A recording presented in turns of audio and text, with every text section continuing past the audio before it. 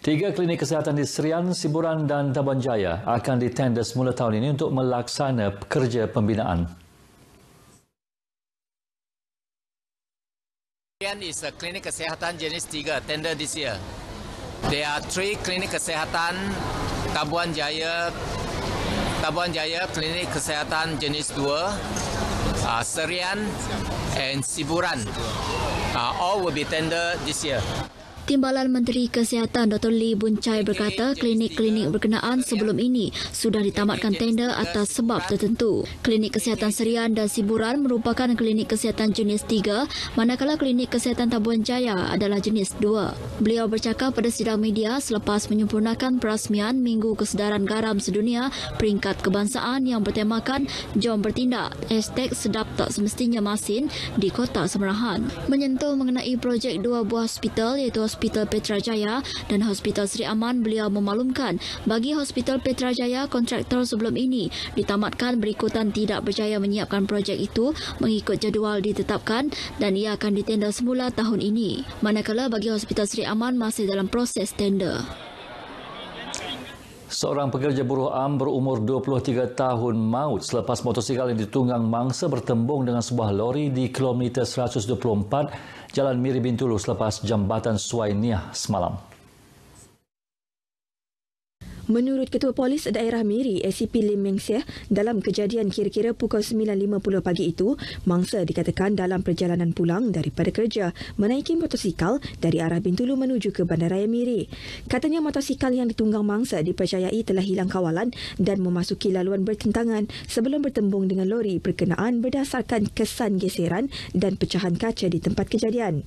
Akibat rempuhan itu, mangsa Nyanggau Aci dari rumah Nangkai Suainiah disahkan meninggal dunia di tempat kejadian manakala pemandu lori berkenaan tidak mengalami sebarang kecederaan. Mengesahkan demikian dalam satu kenyataan di Miri, katanya kes disiasat di bawah Seksyen 41-1 Akta Pengangkutan Jalan 1987 dan siasatan lanjut masih diteruskan. Golongan lepasan sekolah di negeri ini disarankan agar merebut peluang untuk menceburi bidang minyak dan gas yang terdapat di Institut Kemahiran Mara IKM. Pengarah Majlis Amanah Rakyat Mara Sarawak, Dr. Azmi Ahmad Murjan berkata, menerusi visi kerajaan negeri, pembangunan sektor minyak dan gas di laut dilihat menjanjikan peluang pekerjaan. Malah daripada 14 IKM yang ditubuhkan di seluruh negara, hanya 2 pusat menawarkan bidang itu di peringkat sijil yang berpusat di Terengganu dan Bintulu. Kita mempunyai seramai dalam kapasiti 400 lebih oil and gas. Yang ni kita mempunyai peralatan yang menyerupai sama dengan pelantar minyak yang ada. Dr. Azmi bercakap kepada pemberita selepas meninjau gerai-gerai pameran institusi Mara di Kuching. Karnival Mara itu bertujuan memberi pendedahan kepada masyarakat sekitar Kuching akan program-program pendidikan yang ditawarkan dalam Mara. Pertumbuhan industri pertanian di negeri ini akan terus dipergiat dengan meneroka lebih banyak kawasan yang berpotensi untuk dibangunkan dalam bidang pertanian, termasuklah di Baram Miri. Ketua Penolong Setiausaha Kementerian Pemodenan Pertanian Tanah Adat dan Pembangunan Wilayah Sarawak, Dr. Glu Masaban berkata, kawasan Baram mempunyai tanah yang sangat luas dan boleh dikembangkan dengan pelbagai jenis tanaman dan aktiviti penternakan. Katanya strategi dalam membangunkan industri pertanian diperhebat dengan menarik penyertaan pelabur-pelabur daripada luar untuk membuka lebih banyak kawasan pertanian untuk diusahakan secara komersial seperti nanas, durian dan buah-buahan tidak bermusim. Kita telah melantik tidak kurang daripada 12 syarikat teraju ataupun anchor company bagi membantu kerajaan dalam semua sektor pertanian bagi membantu kerajaan untuk membuka kawasan yang lebih luas iaitu dengan cara komersial. Sambutan amat menggalakkan khususnya dalam penanaman nanas MD2 yang mana kerajaan telah mensasarkan kerajaan negeri akan menjadi net exporter pada tahun 2030. Ditemui pemberita bersempena penganjuran Baram Agrofest 2019 di Marudi Miri, katanya buah-buahan seperti nanas dan durian mempunyai permintaan tinggi lagi, bukan sahaja di Sarawak, bahkan juga Semenanjung dan luar negara. Beliau berharap menerusi penganjuran Baram Agrofest itu akan mengubah minda para petani untuk berubah daripada amalan pertanian tradisional kepada pertanian komersial. Program yang diadakan buat julung kalinya di bahagian Miri itu bertujuan menggalak dan mempromosikan bidang pertanian dan industri asas tani termasuk tanaman kopi yang akan dijadikan fokus di Baram Miri. Pasukan Angkatan Muda Keadilan AMK akan terus komited membantu golongan B40 yang layak untuk mendapatkan bantuan dan merujuk mereka kepada agensi kerajaan berkaitan dengan segera. Timbalan Ketua AMK Sarawak, Steve Teo berkata Kerajaan Pakatan Harapan amat menitikberatkan soal kebajikan rakyat, terutama golongan B40 untuk menikmati bantuan yang disediakan oleh kerajaan. Beliau memberitahu pihaknya akan menyelidiki setiap aduan yang dikemukakan sebelum dirujuk kepada agensi berkaitan. Ini termasuk dengan turun padang bagi memastikan kesahihan laporan atau aduan yang diterima. Steve berkata demikian bagi mengulas viral baru-baru ini mengenai seorang warga emas terabai di Desa Ras, Tudan, Miri. Warga emas yang dikenal pasti sebagai Janggu Ngalah tinggal bersendirian selepas kematian isteri, manakala anak-anaknya tinggal berasingan dengan beliau. Kes warga emas ini akan segera dirujuk kepada Jabatan Kebajikan Masyarakat supaya beliau dapat diberikan bantuan sewajarnya. Ekspedisi saintifik Banjaran Kelingkang yang telah dilaksanakan selama 2 minggu di kawasan Selepong, Seri Aman berjaya memperoleh pelbagai penemuan menarik. Ini termasuklah penemuan lebih daripada 20 spesies kulat atau cendawan.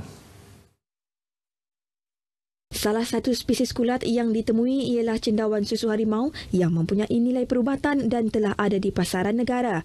Selain itu, kumpulan penyelidik seramai 45 orang dari Jabatan Hutan Sarawak dan 11 penduduk kampung turut menemui beberapa spesies tumbuhan yang mempunyai nilai perubatan seperti halia liar, mas cotek dan kacip Fatimah. Turut ditemukan beberapa spesies orkid iaitu tanaman hiasan yang mempunyai nilai komersial. Ekspedisi yang bermula pada 1 April dan berakhir Jumaat turut menemukan hutan sekunder yang berusia lebih 20 tahun. Begitu juga beberapa spesies pokok di mana adanya host plant tempat untuk Rafflesia tumbuh. Jadi kami tak pernah jumpa Rafflesia sebelum ini, tapi kami menemui pokok ataupun host plant untuk Rafflesia hidup, iaitu bunga pakma yang terbesar di dunia. Jadi itu adalah merupakan salah satu daripada penemuan yang menarik setakat inilah. Selain membuat penyelidikan ke atas tumbuh-tumbuhan, kulat dan reptilia, para penyelidik turut membuat kajian ke atas jenis tanah dan hidrologi di Banjaran Kelingkang. Seorang lelaki berumur 48 tahun antara 39 individu ditahan agensi anti dadah kebangsaan AADK daerah Miri semalam kerana disyaki menagih dadah. Laporan AADK Sarawak menyatakan hasil ujian saringan air kencing suspek didapati positif dadah jenis syabu metapetamin yang digunakan untuk perangsang seks. Dalam operasi yang dijalankan oleh AADK Daerah Miri bersama Jawatan Kuasa Keselamatan Penduduk JKP dan Rela Miri di kawasan Bekenu, Niah dan Miri itu turut menemui beberapa cekera padat lucah dan patung pemuas seks di bilik suspek. Suspek merupakan antara 39 individu positif dadah termasuk seorang wanita yang berumur lingkungan 20 hingga 60 tahun. Kesemua suspek disiasat di bawah Seksyen 3-1 Akta Penagih Dadah Rawatan dan Pemulihan 1983 dan 3 lagi akan disiasat di bawah Seksyen 6-3 Akta yang sama. Penduduk di Bandaraya Miri terus digesa menyertai dialog pencegahan jenayah yang dianjurkan di kawasan mereka bagi berhubung secara terus dengan pihak polis di lokasi. Ahli Dewan Undangan Negeri Pujut Dr. Ting Tiong Chun memberitahu amat penting bagi masyarakat setempat untuk mengetahui keadaan keselamatan di kawasan kejiranan mereka berikutan jenayah sering berlaku, tidak kira masa dan tempat. Justru beliau memberitahu kerjasama masyarakat dan polis hendaklah diperkasakan dalam menangani jenayah untuk manfaat semua pihak. Dr. Ting berucap merasmikan program dialog pencegahan jenayah bersama Ibu Pejabat Polis Daerah Miri bersempena peringatan Hari Polis ke-212 tahun 2019 di Dewan Sekolah Jenis Kebangsaan Chong Hua Pujut Miri.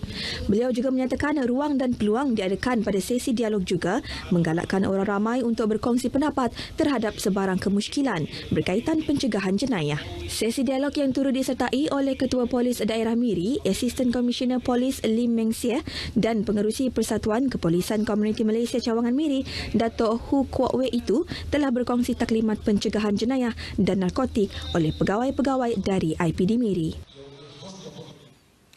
Setakat ini dahulu berita dari Sarawak untuk N7 pagi ini. Untuk berita seterusnya kembali kepada Dilaila di Angkasa Puri. Silakan.